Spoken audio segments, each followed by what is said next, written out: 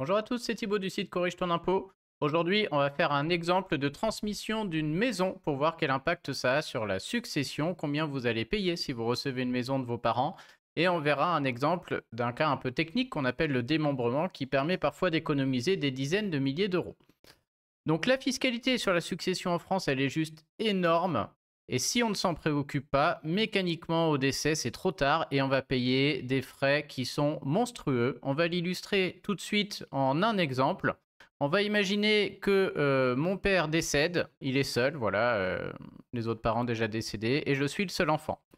Mon père décède, il est seul, il a rien à part une maison qu'il a depuis longtemps, et cette maison, on va mettre un montant assez haut, c'est pratique pour l'exemple, et estimé à 400 000 euros.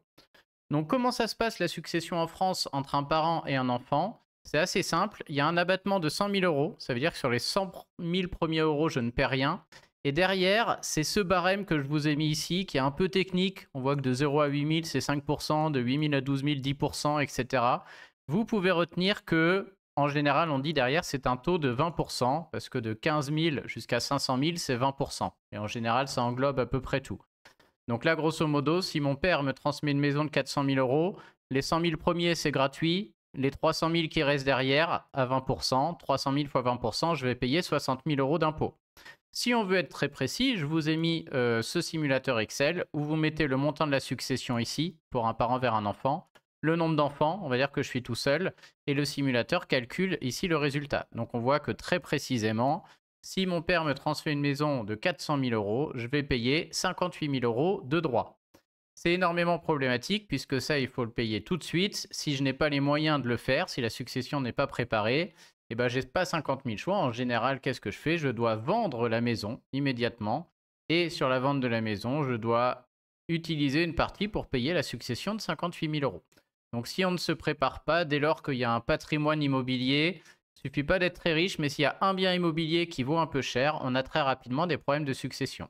Donc pour l'instant, je reste avec cet exemple et on voit que voilà, un parent seul qui transmet une maison à un enfant, si elle vaut 400 000 euros, c'est 60 000 euros de succession. Si la maison vaut 300 000, vous utilisez le simulateur, hein, et ben c'est 40 000 euros à payer. Soit l'enfant est capable de les sortir, soit c'est terminé, il va falloir vendre rapidement en plus, donc compliqué.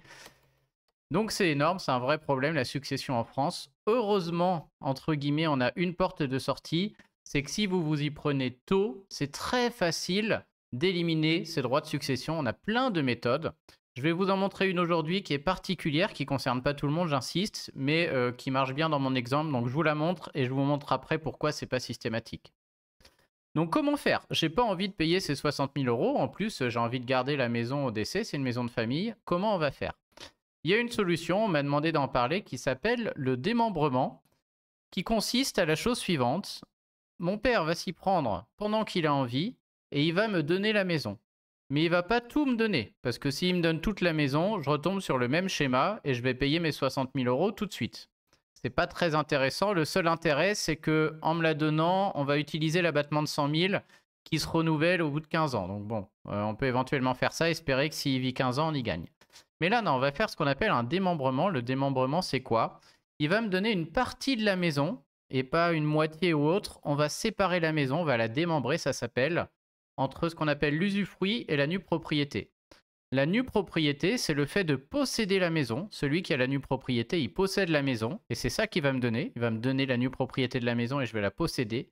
Par contre, l'usufruit, c'est le droit d'habiter dans la maison et l'usufruit, il va le garder. Donc moi, je vais posséder la maison. Par contre, je n'aurai pas le droit d'habiter dedans ou de la louer. Ça reste pour lui.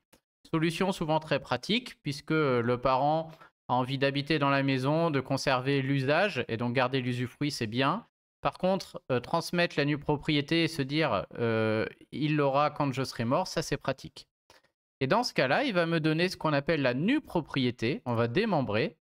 Et quand on donne la nue propriété, il faut estimer que vaut cette nue propriété, parce que c'est ça qui va me donner, combien ça vaut. Parce que le fisc, il va considérer ça comme un don, et les dons, c'est taxé pareil que là. Hein.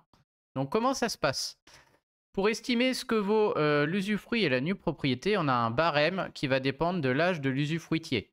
C'est un peu mécanique parce que s'il me donne la nue propriété, donc moi je possède le bien, mais pour vraiment l'avoir, en faire ce que je veux, je vais attendre que l'usufruitier meure. Et donc si l'usufruitier, c'est un enfant qui a 5 ans, bah, je suis pas prêt d'avoir la maison. Et dans ce cas-là, ma nue propriété vaut pas grand-chose, parce que je suis pas prêt de tout recouvrir, alors que l'usufruit vaut beaucoup. On voit que de 0 à 20 ans, l'usufruit est considéré comme valant 90% de la maison.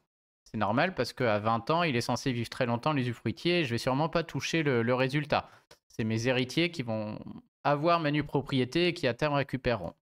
Par contre, si l'usufruitier est très âgé, imaginons il a plus de 71 ans, et ben dans ce cas-là, il est censé mourir vite, entre guillemets, donc son usufruit vaut pas très cher, 30%, le fisc l'estime, et moi, la nue propriété que j'ai vaut 70%. On va prendre un exemple simple, on va considérer qu'on fait ce montage tôt, on considère souvent de le faire à la veille des 60 ans en général, et du coup, dans ce cas-là, l'usufruit vaut 50%, la nue propriété 50%. Donc, qu'est-ce qui se passe? Mon père va me transmettre la nue propriété. Le fisc va dire, OK, la nue propriété de cette maison vaut aujourd'hui 50%. Donc, pour qu'il vous donne la nue propriété, j'estime qu'il est en train de vous faire un don de 50% de la valeur de la maison. S'il me donne 50% de la valeur de la maison, et concrètement, il est en train de me faire un don de 200 000. J'ai un abattement de 100 000 euros. Et donc derrière, il reste 20% sur les 100 000 qui restent. Le fait de faire ce don va coûter 18 000 euros, à peu près. 18 194, très exactement. À partir du moment où ce don est fait, je vais payer les 18 000 euros. Et au décès de mon père, peu importe que ça arrive le lendemain ou dans 30 ans, peu importe, la maison ne sera pas dans la succession de mon père parce qu'elle m'appartient. Tout ce qui se passe, c'est que le jour où il meurt, son usufruit disparaît. Et du coup, c'est moi, en tant que nu propriétaire, je récupère tout, mais la maison est déjà à moi, je ne repaye pas des droits. Donc dans mon exemple ici, en faisant ce don démembré, on a payé 18 000 euros au lieu de 60 000. Donc voilà un peu l'idée de ce montage entre guillemets. Il y a aussi des frais de notaire de plusieurs milliers d'euros, bien entendu, mais c'est un montage qui est quand même assez pratique. Il faut penser, là je vous montre juste l'aspect fiscal, hein. Après il y a plein d'autres aspects que je développe dans les articles, il y a l'aspect pratique, hein. Après mon père ne possède plus le bien, c'est moi, hein. Donc on fait ça souvent sur des résidences de famille, des résidences secondaires, etc. Et donc voilà ce que c'est qu'un don démembré. Concrètement, ce qui se passe, c'est qu'on transmet l'usufruit, donc la valeur de l'usufruit, gratuitement à ses héritiers. On l'enlève de la succession, en fait, il se passe un peu ça. Et ça a un autre bienfait, c'est que plus on s'y prend tôt, plus le barème est bon, entre guillemets, et plus on a de chances aussi de vivre longtemps, c'est-à-dire que là, on utilise l'abattement de 100 000 euros pour faire le don, mais si en plus la personne vit plusieurs années, l'abattement de 100 000 après se récupère à la succession. Donc c'est vraiment voilà, quelque chose de très efficace. Je peux noter ici quelques petits exemples. J'ai pris volontairement un exemple un peu farfelu, enfin qui colle bien, puisque vous l'avez vu là, on a donc une économie qui est assez facile. On pourrait imaginer maintenant qu'on ait deux enfants. On va dire que cette fois, mon père transmet toujours sa maison qui vaut 400 000 euros, mais qu'on ait deux enfants. Donc dès lors qu'on ait deux enfants, attention, chaque enfant a un abattement de 100 000 euros. Et donc là déjà, ça se passe un peu mieux, puisque moi je reçois la moitié de la maison à la succession qui vaut 200 000, j'ai un abattement de 100 000, donc je vais payer 18 000 euros sur ma part. Et ma sœur, par exemple, va recevoir l'autre moitié de maison, abattement de 100 000 aussi, et elle va recevoir 18 000. Donc ici, on a une succession qui va coûter 36 000 euros. Donc là encore, potentiellement, le démembrement peut être intéressant. Et mieux encore, si on le fait cette fois quand on est dans le 50-50, qu'est-ce qui va se passer au niveau du démembrement? Eh bien, imaginons, notre père nous transmet aujourd'hui la nue propriété du bien. Ça vaut 50%. Donc concrètement, il est en train de nous donner 200 000 euros à chacun. Le fisc va estimer que la valeur de la nue propriété, c'est 200 000. Mais on est deux, il y a moi et ma sœur. Donc moi, je vais recevoir un don de 100 000 euros avec la moitié de la nue propriété. Et ma sœur va recevoir un don de 100 000 euros aussi. Comme on a les abattements de 100 000, l'impôt sur ce don de nue propriété aujourd'hui, c'est 0. Et donc, dans ce cas-là, on a un montage qui marche encore mieux. On va juste payer les frais de notaire. Et donc, on va payer quelques milliers d'euros qui nous permettront chacun d'économiser 18 000 euros à terme. Et donc, dans ce cas-là, le montage, encore une fois, est très intéressant. Et enfin, il ne faut pas oublier que les abattements se multiplient avec les parents aussi. Si maintenant je prends le même exemple, mais que les deux parents sont en vie, donc on a une maison à 400 000 euros, on est deux enfants, mais cette fois j'ai deux parents. Ici, attention, le don démembré, si on n'a pas d'autre patrimoine par ailleurs, a très peu d'intérêt à mon sens, puisque le père peut transmettre 100 000 euros à un enfant, 100 000 euros à l'autre, mais la mère peut aussi transmettre 100 000 euros à un enfant, 100 000 euros à l'autre. Et donc là, on n'est plus trop dans une problématique de succession puisque deux parents sont capables de transmettre 400 000 euros aux deux enfants. Alors c'est un peu différent parce qu'au premier décès, enfin voilà, il y a des particularités. Là, on en a des cas complexes. Mais c'est pour vous expliquer que là, payer plusieurs milliers d'euros de frais de notaire, se séparer pour les parents de la nue propriété, c'est-à-dire qu'ils n'ont plus la main sur la maison en cas de vente, un jour, ils auront plus qu'une petite valeur de ce que ça vaut, hein. Donc bref, ici le montage, par contre, n'a plus de sens parce qu'on va subir les inconvénients qui existent quand même. On va payer des frais de notaire pour gagner rien du tout parce que 400 000 euros, on n'a pas de problème de succession ici où on peut procéder autrement, il n'y a pas grand-chose, hein. 400 000 euros, deux enfants, ça veut dire que chaque parent va transmettre 200 000 euros et 200 000 euros à deux enfants, l'impôt c'est zéro. Il y a l'abattement de 100 000. Donc voilà, c'était plusieurs exemples comme ça pour illustrer un peu ce qu'on appelle le don démembré et les gens me demandaient ce qui se passe. Donc dès qu'il y a un patrimoine immobilier de toute manière avec une résidence immobilière à transmettre, vous faites toujours ce petit calcul, vous prenez le nombre de personnes qui possèdent la maison, si c'est une personne ou plusieurs, vous regardez le nombre d'enfants et vous faites les abattements de 100 000. Si ça dépasse de beaucoup, il faut s'y prendre tôt. Il y a le don démembré, il y a plein d'autres choses. Si ça dépasse pas, vous n'avez pas de problématique de succession et dans ce cas-là, vous pouvez juste partager cette vidéo. Je vous refais un dernier exemple rapidement. Imaginons monsieur, madame, ils ont 3 enfants. C'est-à-dire que monsieur peut donner 100 000 à chaque enfant, ça fait 300 000. Madame, 100 000 à chaque enfant, ça fait encore 300 000.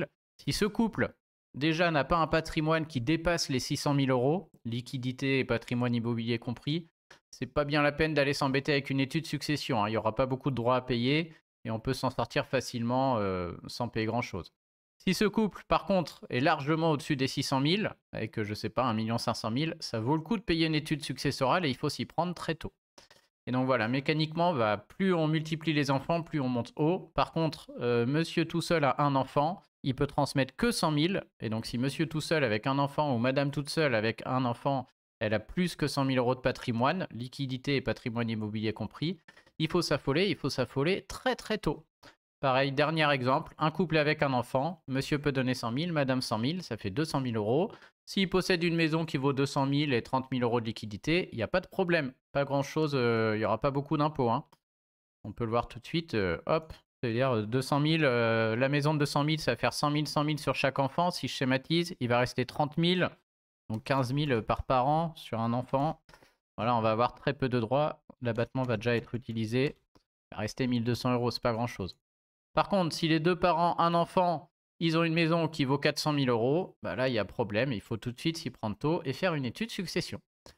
Voilà, j'espère que ça vous aura un peu éclairé. Sur des vidéos de 10 minutes, bien sûr, je reste avec des exemples assez faciles, sans rentrer dans les détails.